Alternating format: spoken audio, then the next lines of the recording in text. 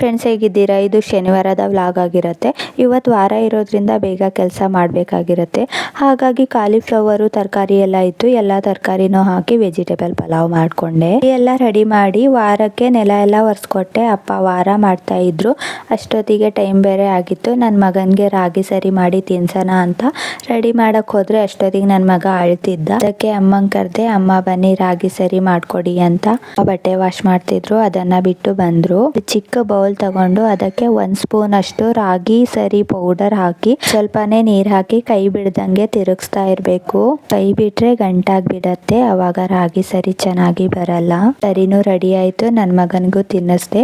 ನೆನ್ನೆ ತಾನೇ ನಾವು ಪೌಡರ್ ರೆಡಿ ಮಾಡ್ಕೊಂಡಿದ್ದು, ತುಂಬಾ ಚೆನ್ನಾಗಿ ಬಂದಿತ್ತು ಪೌಡ್ರು. ಹಾಗೆ ನನ್ನ ಮಗನೂ ಚೆನ್ನಾಗಿ ತಿಂದ. ಅವತ್ತು ಆಟ ಆಡ್ಸೋಣ ಅಂತ ಆಟ ಆಡಿಸ್ತಿದ್ದೆ. ಅವ್ನು ನನ್ನ ಮುಖ ಎಲ್ಲ ಬರೆಸ್ತಿದ್ದ. ನಾನು ಅಳೋ ತರ ಮಾಡಿದ್ರೆ ಅವನು ಅಳೋ ತರ ಮಾಡ್ತಿದ್ದ. ಹೆಣ್ಣಿಗೆ ಇದಕ್ಕಿಂತ ಏನ್ ಬೇಕಲ್ವಾ?